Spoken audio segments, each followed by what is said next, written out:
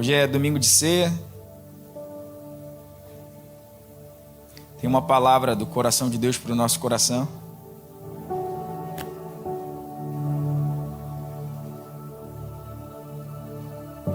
Olha para a pessoa que está do teu lado, perto de você, e fala assim: tudo é possível. Tudo é possível. Vou tirar uma foto?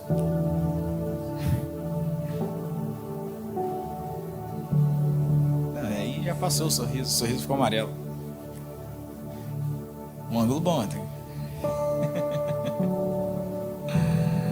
Tudo é possível. Marcos 9, versículo 14. Não vou me alongar. Minha versão é a versão NAA, Nova Almeida atualizada. Quando eles se aproximaram dos outros discípulos, viram numerosa multidão ao redor deles e os escribas discutindo com eles.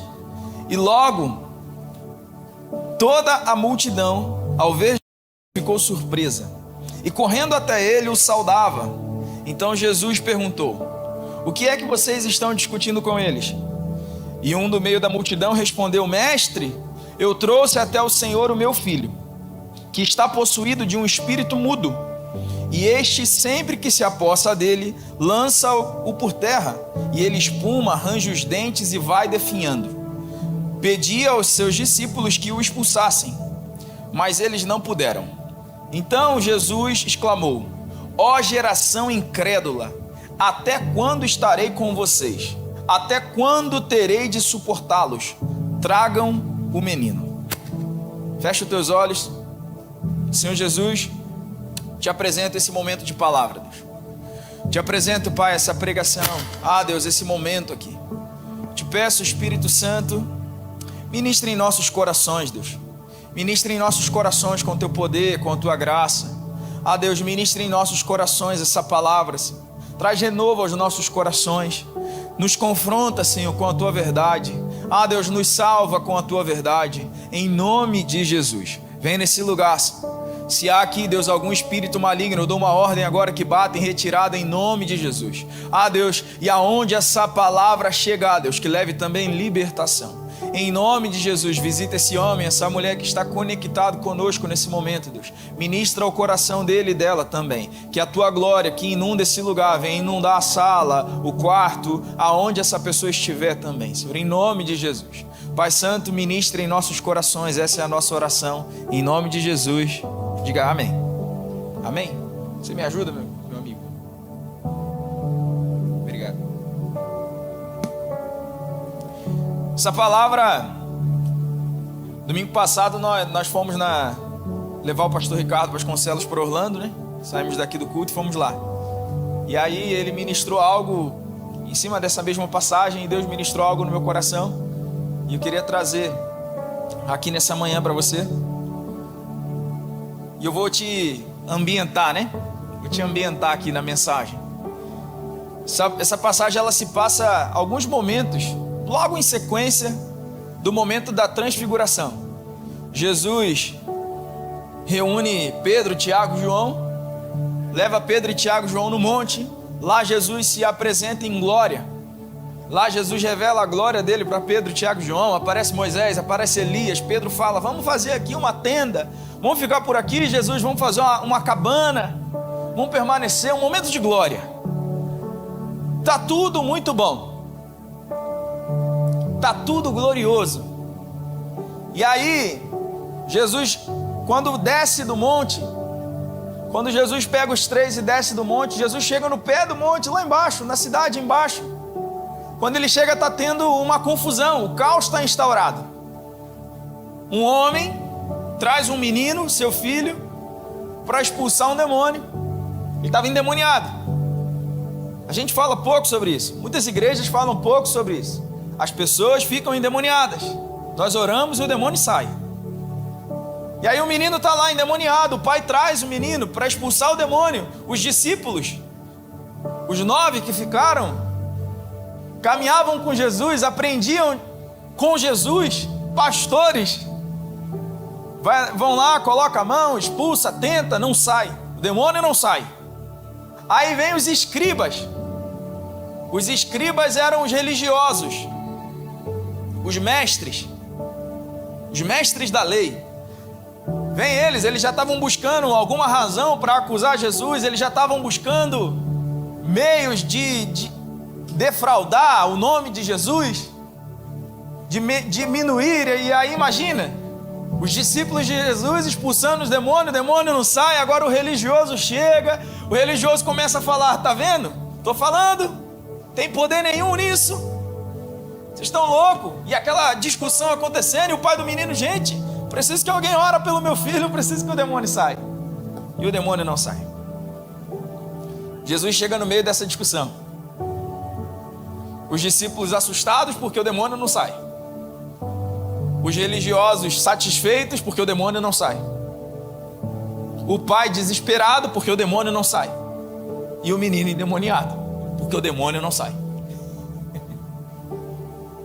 Que situação. Eu fico imaginando o pai do menino. Pensa aí. Eu fico imaginando o pai do menino. O texto não afirma. Olha eu coçando a orelha aqui, bonito que vai ficar na filmagem, né? Agora a gente limpa embaixo da unha assim com o dente assim. Nossa, que nojo. Fico imaginando o pai do menino. O pai do menino, a Bíblia não fala quantos anos esse menino tinha, mas pela palavra e a cultura de escrita do grego, pode-se pensar que esse menino tinha entre 7 e 12 anos. A palavra usada para menino aqui é paidon, se eu não estou enganado, não está anotado. Paidon. E essa palavra ela só era referida para meninos entre 7 a 12 anos. E o pai fala para Jesus, um pouquinho mais para frente, que o menino sofria disso desde a infância. Ou seja, a vida inteira. Quase que a vida toda. O menino estava endemoniado, possesso por um espírito mudo. De vez em quando o espírito mudo pegava, jogava ele no fogo, jogava ele na água, tentando matar. Eu fico imaginando o coração do pai vendo um filho nessa situação, ele tentando de alguma forma ajudar, mas impotente. E o pior sentimento que tem, eu acredito que é o sentimento de impotência. Pensa bem, não é verdade? O pior sentimento que tem é o sentimento de impotência. Você está diante de alguma situação que você não tem o que fazer. Você quer fazer, não é por falta de vontade, é simplesmente por falta de recurso. É falta de maneiras para fazer. Eu imagino o pai a vida inteira tentando cuidar desse filho. Eu abro um parêntese aqui para trazer para o dia de hoje. Eu fico imaginando se fosse no dia de hoje. O menino era mudo, dava crise, se jogava no fogo, se jogava na água, se jogava nas paredes, se jogava no chão, caía rangendo, espumando. Fico imaginando no dia de hoje. No dia de hoje, esse pai com certeza levaria o filho num psicólogo. O psicólogo ia discorrer 1001 teses por que o menino estava vivendo dessa forma. Ele ia dizer que a mudez talvez era derivada de um trauma. O menino se lançar no fogo, na água, talvez fosse uma desordem na mente, Tourette.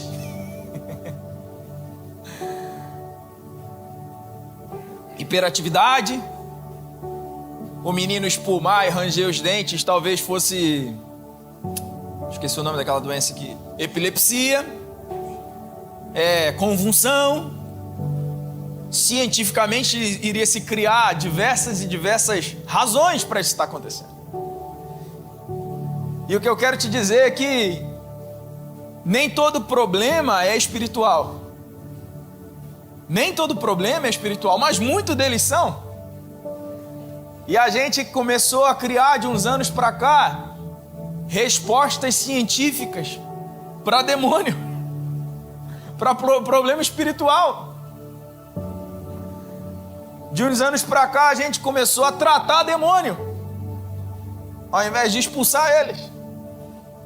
A gente começou a acariciar o demônio. Ah, tadinho, ele nasceu assim, é um problema, é uma desordem mental. Toma remédio. Aí o menino, a criança Tá o caos. Me perdoa a palavra, mas trazendo para a palavra, o menino tá o capeta. Encarnado. E o pai e a mãe tá, olha que beleza, ó, ele é assim, ó, meu neném, tem que tratar ele com muito carinho. Antigamente tudo era demônio. Hoje tudo é doença. Hoje tudo é uma síndrome. Antigamente era um exagero. Hoje também é. Isso me lembra, André, uma situação que eu fui expulsar um demônio de uma senhora. Fui orar por uma velhinha, uma senhorinha, fraquinha, pequenininha, esmirradinha assim. E aí eu fui orar por ela.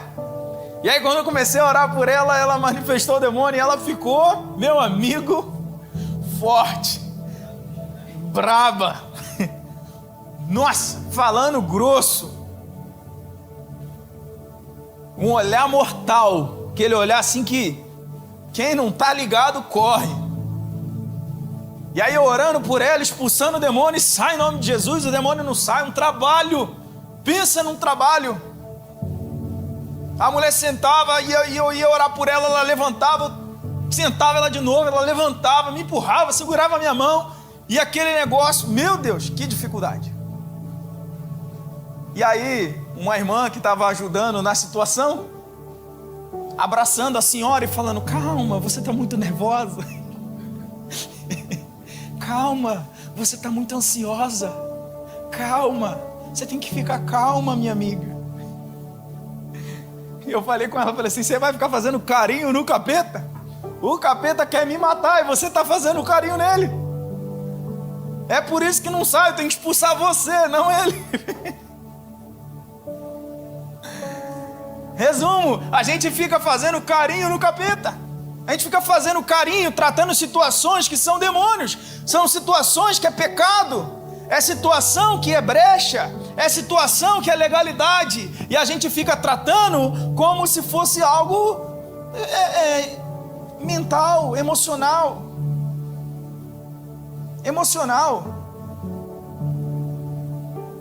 Mantendo, fazendo as mesmas coisas. Na desculpa de que eu nasci assim, eu sou assim, é o meu jeito. Eu vou morrer assim. Vou continuar assim. Só que a herança começou lá atrás. Já está tanto tempo com a gente, o problema que a gente acha que faz parte de nós.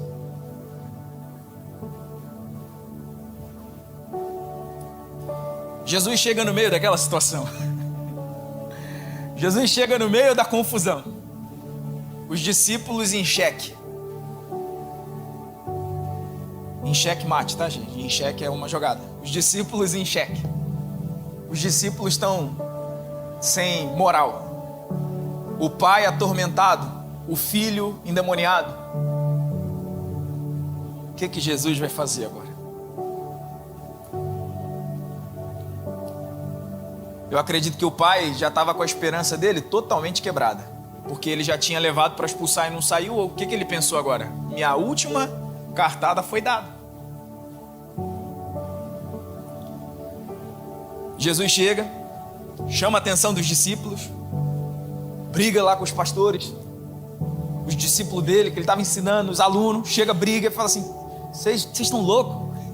Vocês vão achar que eu vou estar sempre aqui para ficar resolvendo os seus B.O.?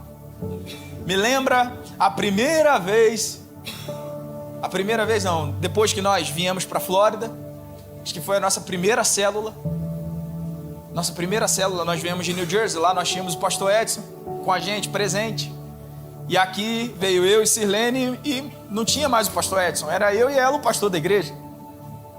Lá eu orava e se desse um problema do demônio não saía, a oração não funcionou, eu chamava o pastor Edson, venha me socorrer. Aqui, primeira célula que a gente fez, eu fui orar por milagre. Me lembrei agora. Fui orar por milagre e a pessoa que a gente estava orando ficou endemoniada. E eu falei, e agora? Quem poderá me defender? Resumo da história, a gente expulsou o demônio, saiu, glória a Deus, amém. Jesus chega lá e fala assim: até quando eu estarei com vocês? Vamos, gente, eu já ensinei. E aí Jesus vai, fala: me conta a história. O pai conta a história. Ele fala: me traz o menino. O pai traz o menino.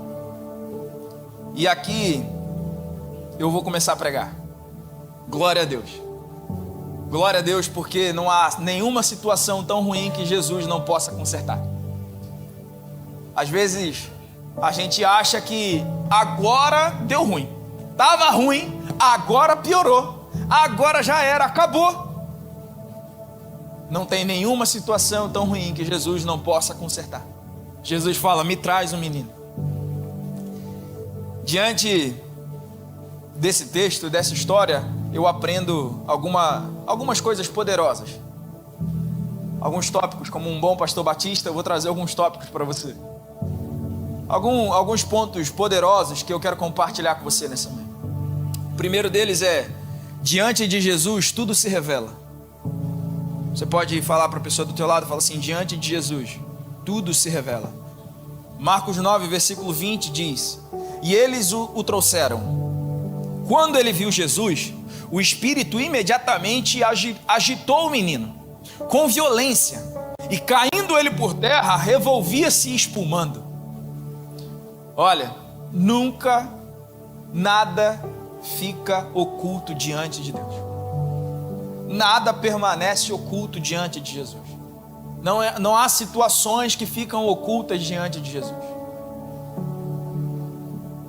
A gente acha que esconde as coisas de Deus, a gente acha que consegue viver duas vidas. A gente acha que consegue viver uma vida diante de Deus, a gente acha que consegue viver uma vida dentro da igreja, a gente acha que consegue viver uma vida diferente dentro da igreja e uma fora da igreja.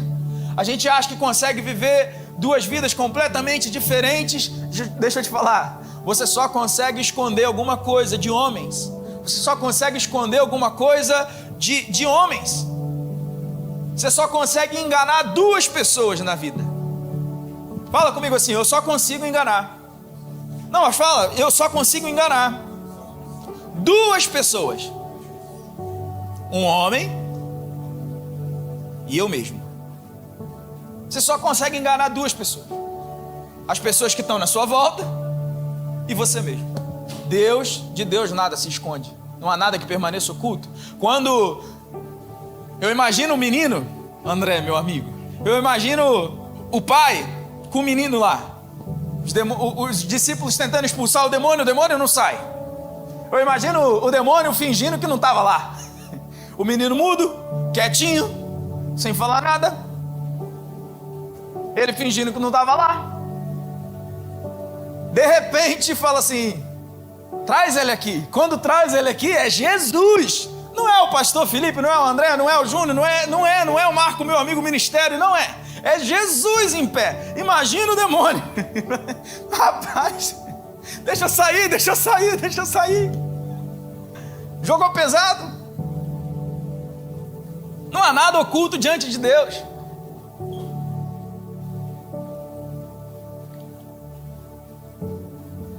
Sabe, talvez a gente está vivendo momentos que você começa a pensar assim: eu não sei porque está tudo dando errado. Eu não sei porque as coisas não caminham. Eu não sei porque as coisas não avançam. Eu não sei a razão. Jesus sabe.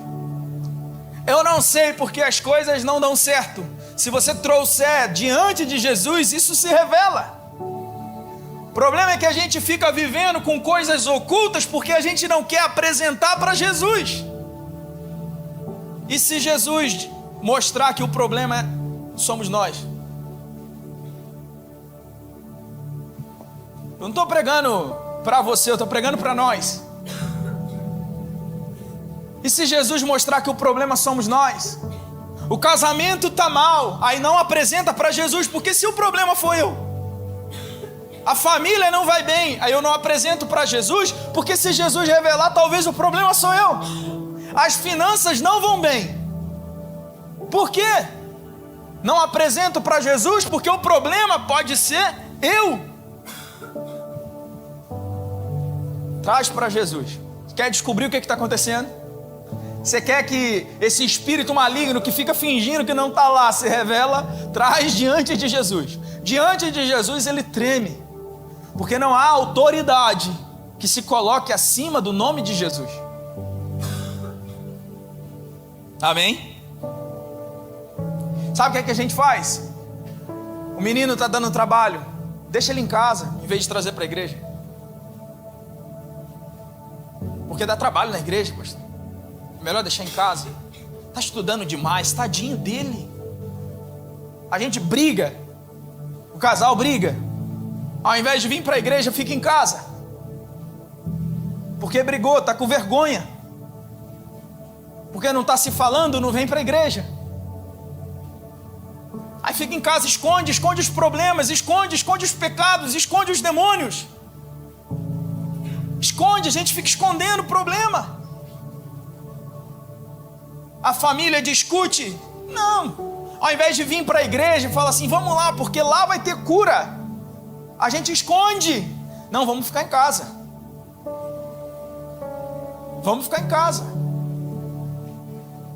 Já aconteceu, estou falando para você, eu não estou pregando para você, eu estou pregando para nós, já aconteceu. De vir para a igreja e eu discuti com a Sirlene dentro do carro.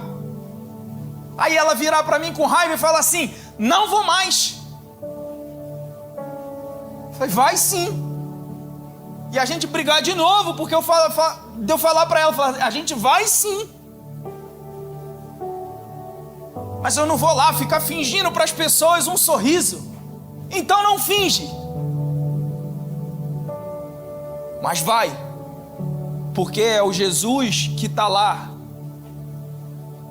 É Jesus que está presente. Diante dele as coisas se revelam. Os espíritos imundos se revelam. Ele só tem uma saída, que é sair. O problema é que a gente começa a esconder o problema. Fala para o seu irmão do teu lado, fala assim, para de ficar escondendo o problema. A gente cresceu vendo comercial de televisão de que a família perfeita era a família da Quali. A gente cresceu acreditando que família perfeita era a família do comercial da Filadélfia. Não é verdade? O comercial, a família perfeita é o comercial da margarina. A família margarina, em que todo mundo é um sorriso, em que está tudo muito bem. E a gente cresceu aprendendo que a gente tem que estar sempre muito bem, com um sorriso muito bonito no rosto, tudo muito bem. E a gente começa a esconder problema, porque problema todo mundo tem. Dificuldade todo mundo tem. Eu sou contra a afirmação de que a igreja é um hospital. A igreja não é um hospital. A igreja não é um hospital.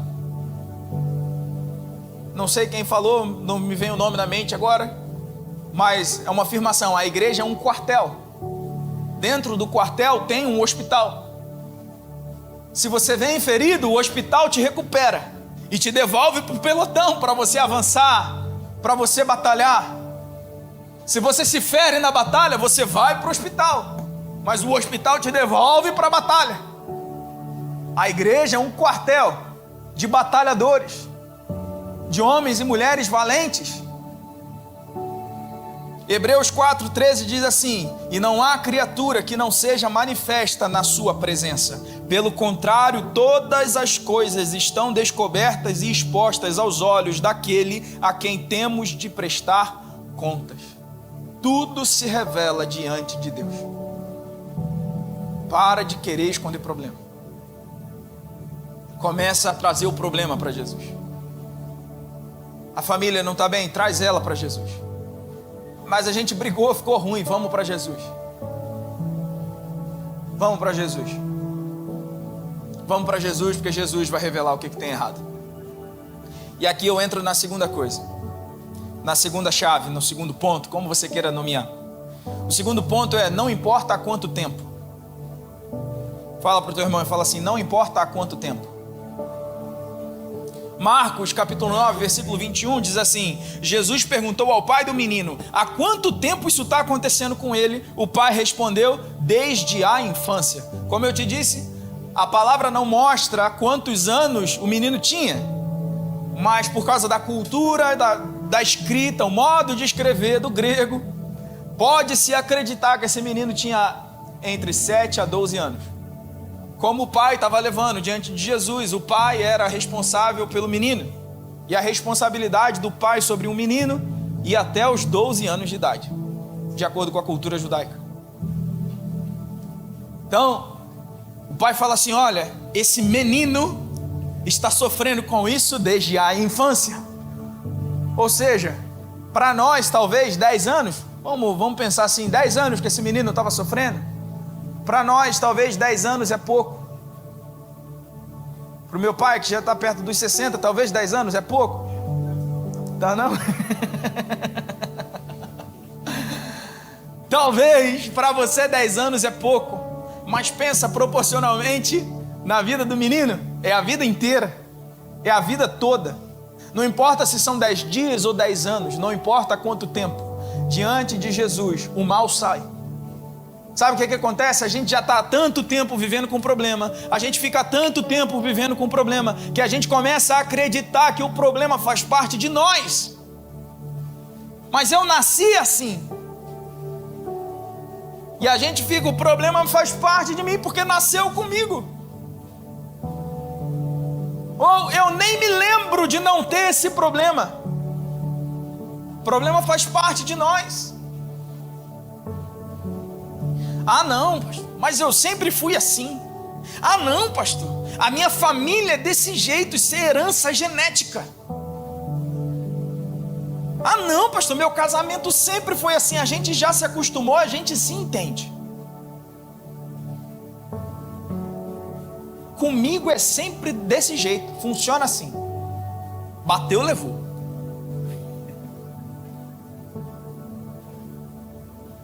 A gente está vivendo problema, vai vivendo problema há tanto tempo, que a gente começa a acreditar que isso é nosso. É personalidade forte, pastor. É o meu jeito. Eu sou assim.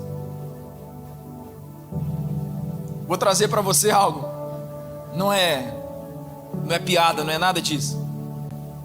Mas traz na sua memória agora, ativa o modo imaginação aí, ativa o modo imaginação.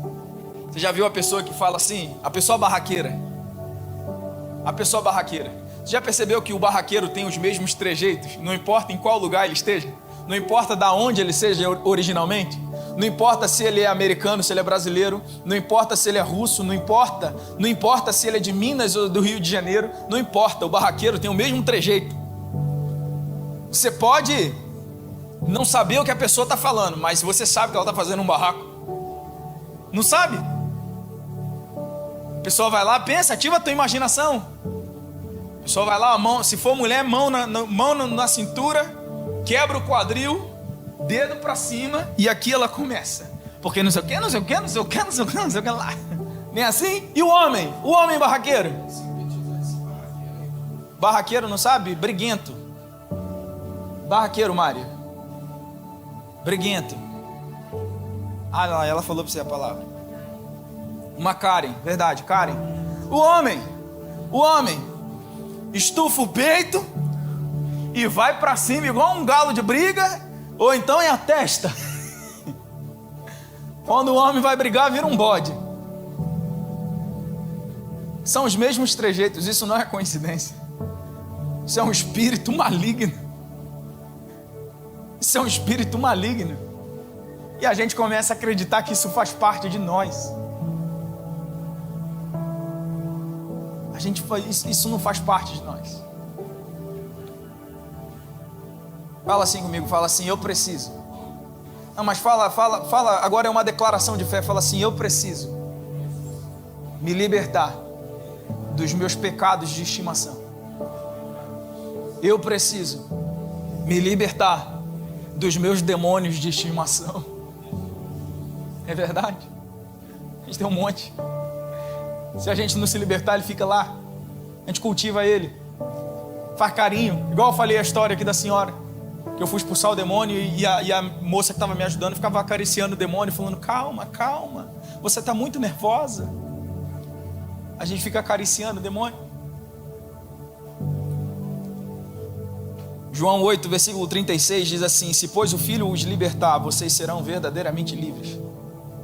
Se o Filho vos libertar, vocês serão verdadeiramente livres. Nós precisamos permitir que Jesus nos liberte. A gente precisa parar de esconder o problema e trazer o problema diante de Jesus para que Jesus possa nos libertar. A gente precisa apresentar Jesus e parar de aceitar os problemas. Parar de aceitar os problemas só porque Ele já está com a gente há muito tempo. Uma das coisas mais difíceis que tem é você ensinar alguém que já passou dos 40. Não é verdade? Minha mãe pedagoga, meu pai pedagogo, pode afirmar? Pior coisa, uma das coisas mais difíceis é você ensinar a pessoa quando ela já viveu demais, quando ela já aprendeu demais, quando ela já sabe muito. Porque ela não aceita ensinamento novo. Porque quando você contradiz ela vai falar para você, falar assim: eu já faço isso há 30 anos, você era um menino quando eu comecei a fazer. Nem era nascido e eu já fazia. A gente precisa se libertar. A gente precisa se libertar. Quebra os paradigmas da tua alma. Não importa se o problema tem 10 dias, não importa se o problema tem 10 anos, não importa quanto tempo tem o problema. Quando você apresenta ele para Jesus, Jesus conserta. Amém? Glória a Deus.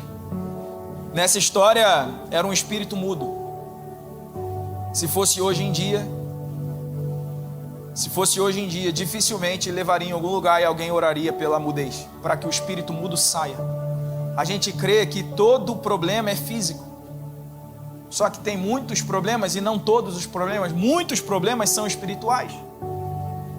Existem demônios que faz a pessoa ficar muda, faz a pessoa ficar surda, faz a pessoa ficar cadeirante, faz a pessoa ter problemas que parecem físicos, mas são espirituais. Não importa que tipo de problema é.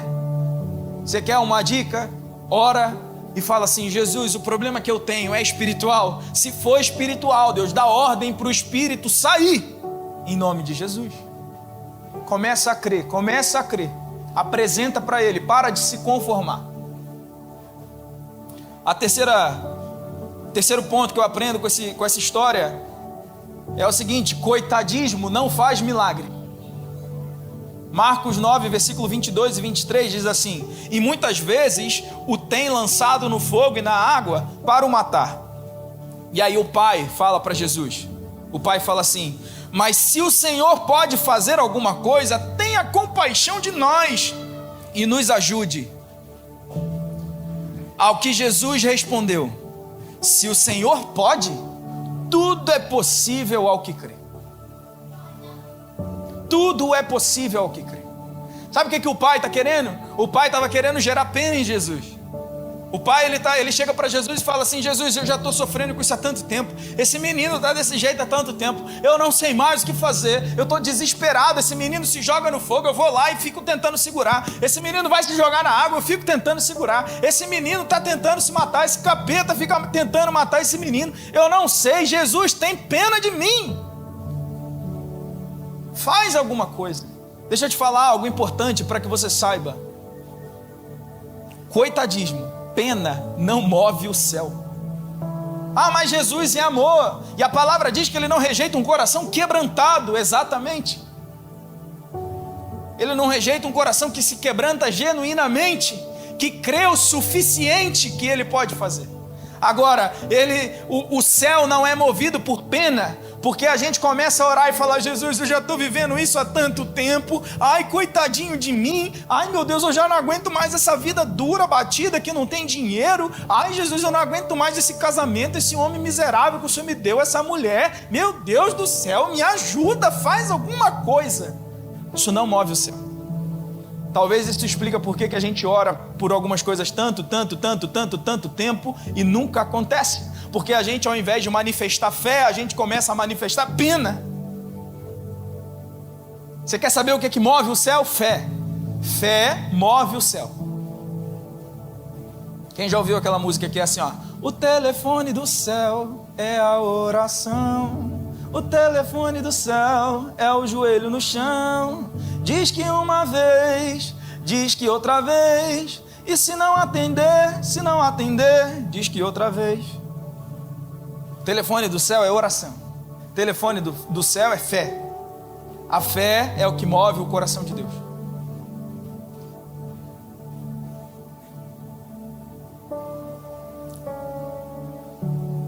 Hebreus 11, versículo 6 diz assim: de fato, sem fé é impossível agradar a Deus, porque é necessário que aquele que se aproxima de Deus creia que Ele existe e que recompensa a quem o busca.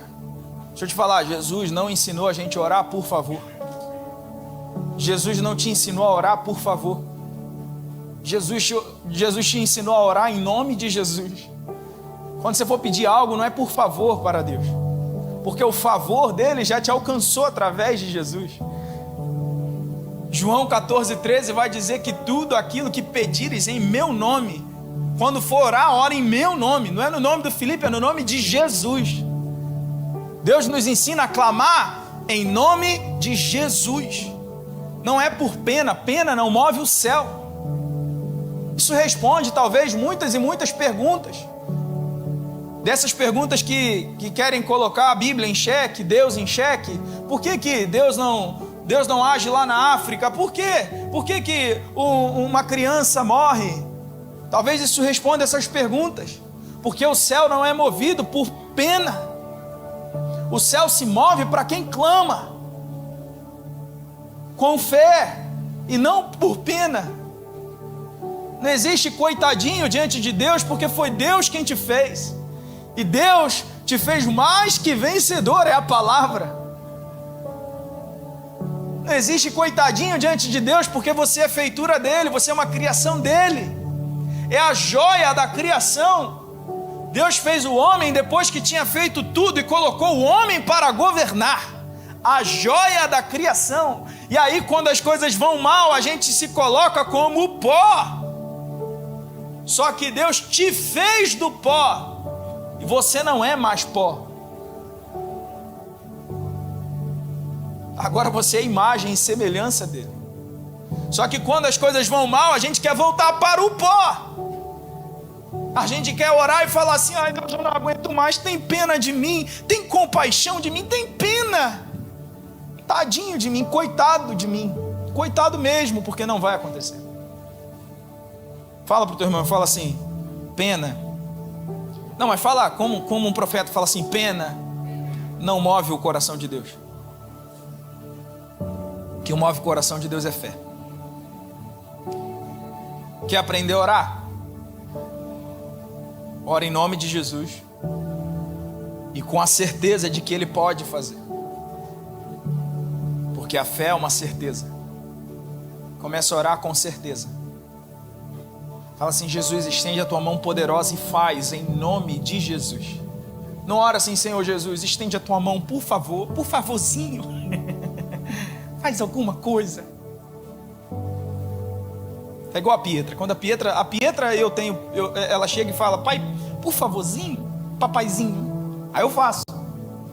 Mas eu não sou Deus. Ainda bem. Ainda bem. Porque senão o mundo estava tudo lascado. 4. Não é fé perfeita, é fé sincera. Fala para o teu irmão, fala assim: não é fé perfeita, é fé sincera. Marcos 9:24 diz assim: e imediatamente o pai do menino exclamou: eu creio, ajude-me na minha falta de fé. A gente fica pensando que para as coisas acontecerem a gente tem que ter uma fé grandiosa. A gente tem que ter aquela fé perfeita, infalível. Aquela fé que não duvida, não treme, não balança. Aquela fé constante, firme, perfeita. Só que não é fé perfeita que Jesus espera. Jesus espera fé sincera. Quem diz ter uma fé perfeita está mentindo para você. Quem diz que não duvida às vezes está mentindo para você. Jesus quer uma fé sincera. Cara, imagina comigo. Pensa aí no seu lugar. Pensa aí na sua cabeça. Você tem um problema. A vida inteira você está com esse problema. Você leva para os pastores oram, ninguém não resolve. E aí você tem a oportunidade de levar para Jesus orar. Não é que você não vai clamar em nome de Jesus, você vai levar para o próprio Jesus. Imagina Jesus presente aqui hoje, encarnado, e você tem a oportunidade de trazer algo para ele orar. Poderoso, né não? Você ia faltar o culto? Duvido. Trazer algo para Jesus orar. E você imagina o pai diante de Jesus, com o filho endemoniado. Jesus fala assim: traz o menino lá, me conta o que aconteceu, há quanto tempo está acontecendo? Tá bom, eu vou orar. Imagina o pai, a fé, nossa, o coração, agora vai acontecer, agora esse demônio sai. E aí ele olha o menino no chão, espumando, se debatendo. A fé vai embora, a dúvida volta, a realidade bate na porta. É isso que acontece quando a gente começa a orar por alguma coisa. A gente ora por algo, a gente ora por um objetivo, um propósito, e a gente começa a enxergar a realidade e a fé começa a falhar. Só que Deus não quer uma fé perfeita, Deus quer uma fé sincera. Deus quer uma fé que fala assim: Jesus, a minha fé está falhando, me ajuda a ter fé. Eu creio, mas me ajuda a ter fé, me ajuda a continuar crendo. A gente fica achando que a gente tem que ser super-homem, super-girl. Diante dos problemas nós não trememos. Tá com medo? Continua fazendo. Tá duvidando? Continua fazendo. Eu lembro de Pedro. Jesus aparece andando em cima da água, os discípulos dentro do barco. Jesus fala: não tenham medo, sou eu. E aí Pedro fala assim: se és tu, manda aí eu tá contigo, deixa eu chegar do teu lado, deixa eu ir andando também em cima da água. Que fé de Pedro, né? Que fé poderosa. E aí Pedro vai, Jesus fala: então vem. Pedro desce, começa a andar em cima da água. Aí ele começa a olhar as ondas se batendo, o mar revolto. Aí ele começa a ter o quê? Medo. Aí ele começa a afundar, e o que ele faz? Jesus, me ajuda. Aí Jesus vai lá e fala: calma Pedro, eu estou aqui, vem. Sai, começa a andar de novo. A fé sincera move o coração de Deus. Imagina comigo assim, ó. Se Deus te manda saltar da beira de um precipício, Ele não vai mandar você fazer isso, tá? Fique em paz. Aí Deus manda você saltar da beira de um precipício.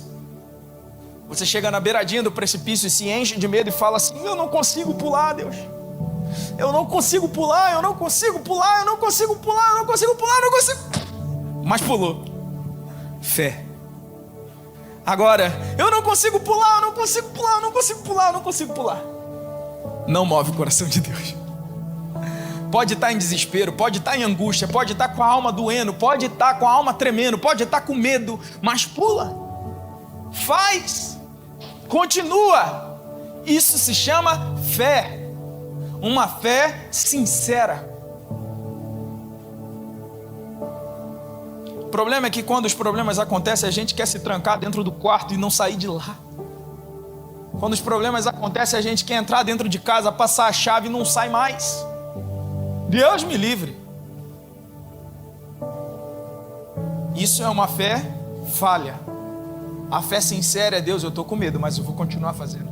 Deus, eu estou duvidando, mas eu vou continuar fazendo. Deus, eu não sei, mas eu tenho uma palavra. Eu tenho uma palavra. A gente tem orado por algo, a gente tem uma palavra. Toda vez que eu olho para esse objetivo de oração humanamente, toda vez que eu olho para ele, eu falo assim: não vai acontecer. Aí vem no meu coração e fala assim: mas eu tenho uma palavra. Mas eu tenho uma palavra. Vamos continuar crendo, porque eu tenho uma palavra. Aí eu recebo uma notícia que desmonta a minha fé. Recebo a notícia que desmonta a minha fé. Aí eu falo: meu Deus do céu, meu Deus. Aí eu falo: mas eu tenho uma palavra. Eu tenho uma palavra. Meu coração tá duvidoso, mas o meu espírito está cheio de fé. A minha carne chora, mas o meu espírito está cheio de fé. Fala para o teu irmão, fala assim: creia na palavra.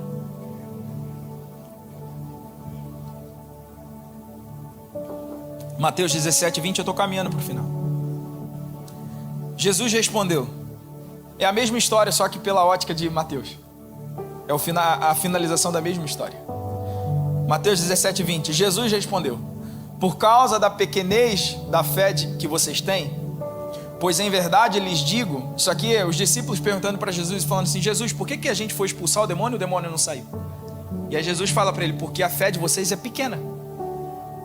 Porque em verdade eu te digo, se tiverem fé como um grão de mostarda, dirão a esse monte: mude-se daqui para lá, e ele se mudará.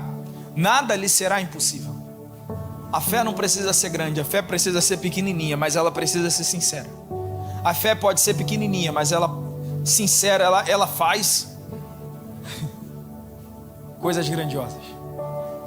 Mantenha a fé. A quinta e última coisa, último ponto que eu quero deixar para você nessa manhã: não se assuste com agora. Você pode falar para a pessoa do teu lado, fala assim: não se assuste com agora. A gente é momentâneo demais, resultadista demais. Já percebeu que a gente se move por resultados? Se o resultado saiu como eu esperava, Deus está abençoando. Se o resultado sai o contrário do que eu esperava, Deus não está abençoando. Se o resultado sai de acordo com o que eu esperava, Deus está nisso. Se o resultado sai contrário quanto ao que eu creio, Deus não está nisso. Marcos 9, versículo 25 e 26 diz assim: vendo Jesus que muita gente estava se reunindo, repreendeu o espírito imundo, dizendo: espírito mudo e surdo, eu ordeno a você, saia desse menino e nunca mais entre nele. E ele, gritando e agitando muito, saiu, deixando como se estivesse morto, a ponto de muitos dizerem: morreu. Fala pro teu irmão, fala assim: morreu. Morreu. O menino morreu. Imagina o pai. Imagina o pai. Jesus, o que você fez? Eu trouxe para você resolver um problema, você criou outro. Jesus, se fosse para matar, eu mesmo tinha matado. Se fosse para matar, eu tinha deixado ele se lançar no fogo. Eu trouxe, agora se piorou o negócio, Jesus. O que estava ruim ficou pior. Era para libertar, o Senhor matou. Tá certo que com alguns problemas isso resolveria tudo. Mas imagina o pai desesperado. Isso acontece conosco. Você começa a orar por alguma coisa, se apresenta para Jesus, você está cheio de fé, a fé é sincera. Aí você vai: não, agora vai. Nossa, agora Jesus vai liberar aquela palavra e o negócio vai acontecer. E o que acontece? Ora, o que estava ruim fica pior. Aí você fala: meu Deus, o que está acontecendo? O agora vai virou, não vai de jeito nenhum. Antes estava devagarzinho, agora parou. Meu Deus, o que eu vou fazer? Porque a gente só consegue enxergar resultados.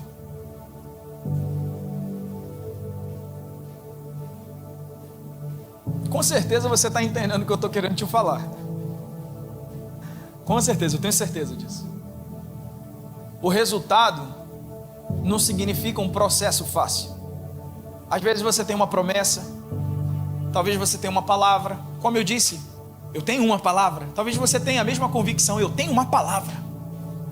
E a gente começa a crer porque eu tenho uma palavra, porque o resultado foi declarado, porque o resultado foi dito já, o caminho vai ser fácil, o caminho vai ser simples. Mas promessa não é sinônimo de processo fácil. Se fosse assim, Israel não teria andado 40 anos para a terra prometida. Porque para ir para uma terra prometida é porque ela foi prometida, havia uma promessa, havia um resultado garantido. E mesmo assim, eles passaram 40 anos andando no deserto. Resultado não é sinônimo de processo fácil. Deus não se move como o que nós queremos, da forma que nós queremos. Às vezes, algo que acontece aos nossos olhos que é ruim, é o caminho para fazer você chegar aonde você tem que chegar. Talvez essa resposta que você pediu, que veio diferente, aconteceu diferente. Nossa, Jesus morreu. Isso aí vai te levar aonde Ele quer que você chegue. O que está ruim aos teus olhos não é a mesma coisa aos olhos de Deus. Talvez a situação ficou muito ruim e você está assim, agora deu ruim, agora morreu, agora acabou. É o fim. E Jesus está falando assim, você está enxergando agora, calma, espera. Calma. Acalma a tua alma. Hoje eu estou lembrando um monte de musiquinha. Tem uma música que fala assim, muita calma nessa alma, vai ficar tudo bem. Muita calma nessa alma, lembre-se de quem você tem. Muita calma nessa alma. Jesus, o Deus Todo-Poderoso, Jesus passou por um processo no deserto de 40 dias. Jesus foi para o deserto. E a gente fica achando que acabou. Morreu só porque a gente foi para o deserto também. Quer uma chave poderosa? Se você está vivendo o deserto, fala assim, Deus, apressa para me ensinar, Deus. Acelera o meu aprendizado, para esse deserto acabar bem rápido. Deus, acelera meu aprendizado, me mostra o que eu tenho que aprender, Deus. Para de lutar com você mesmo, para de ser orgulhoso. Fala assim, Deus, me ensina rápido, me mostra rápido, porque eu quero que isso acabe rápido. Não é porque aparentemente morreu que está morto. E aqui eu entro na conclusão da nossa palavra. Marcos 9, 27 diz assim, mas Jesus, tomando-o pela mão, o ergueu e ele se levantou. Estava todo mundo em desespero. Morreu, agora morreu. Deu ruim, já era, acabou. Jesus simplesmente pega ele pela mão, levanta ele. E o menino estava liberto. Sabe o que acontece? Jesus está trabalhando, o milagre está acontecendo e a gente está em desespero. Jesus está trabalhando, o milagre está acontecendo e a gente está desesperado, achando que acabou. Quando todo mundo estiver falando assim, morreu, Jesus vai pegar o teu milagre pela mão e vai erguer ele. Você pode dizer glória a Deus?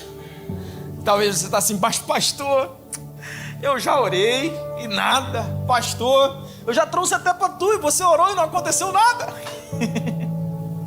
Pastor, eu já fui em um monte de pastor. Olha, eu estou indo, Jesus, pastor, eu estou indo na segunda da bênção, Deus. Eu estou indo na terça do descarrego. Jesus, eu estou indo na quarta da vitória. Eu estou indo na quinta da libertação. Jesus, eu estou indo na sexta das causas impossíveis e nada acontece. Talvez você está orando por pena. Talvez você está pedindo por pena. Começa a pedir com fé. Começa a clamar em nome de Jesus. Apresenta ele para Jesus e fala assim, Jesus, eu creio que tu podes.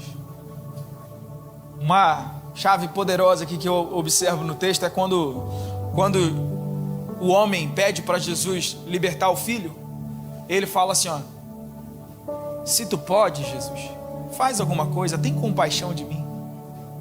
Quando o homem se faz de coitado para Jesus, quando o homem exige pena de Jesus, Jesus fica indignado. A resposta de Jesus é indignação. Ele fica indignado. Ele fala assim, se tu podes, tá brincando, né? Tá brincando comigo? Se tu podes, tudo é possível àquele que crê. Não tem pena, tem fé.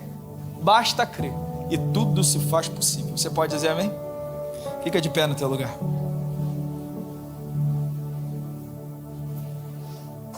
Dá um abraço na pessoa do teu lado assim, mas um abraço gostoso, aquele abraço quente assim. Dá um abraço e fala assim, calma. Fala calma. Muita calma nessa alma.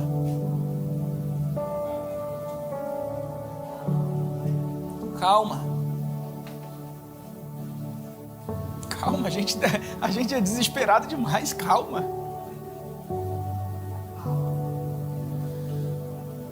Para a gente orar e cear junto. Apresenta a sua causa para Jesus. Para de esconder o problema. Para de esconder problema diante de Jesus. A gente fica escondendo demônio, a gente fica escondendo pecado, a gente fica escondendo falha, a gente fica escondendo problema, dificuldade. Para de ficar escondendo problema. Comece a apresentar ele para Jesus. E para de pedir por pena. Comece a pedir pela fé. Para de ficar pedindo por favor. Não foi assim que Jesus te ensinou a orar. Comece a pedir em nome de Jesus, porque foi assim que ele mandou orar. E não se assuste quando parecer que está morrendo. Não fica assustado quando parecer que está morrendo. Quando está morrendo é porque o milagre está acontecendo. Quando está morrendo é porque o milagre está acontecendo.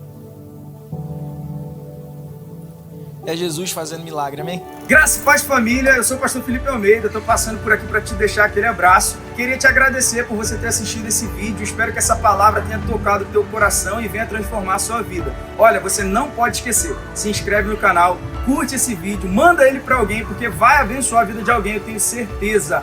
E mais, por aqui em algum lugar na tela está aparecendo um vídeo, clica nele, assiste, entra no canal, olha as outras pregações, porque eu tenho certeza que vai valer a pena, tá bom? Muito obrigado, Deus te abençoe, fica na paz, um abraço.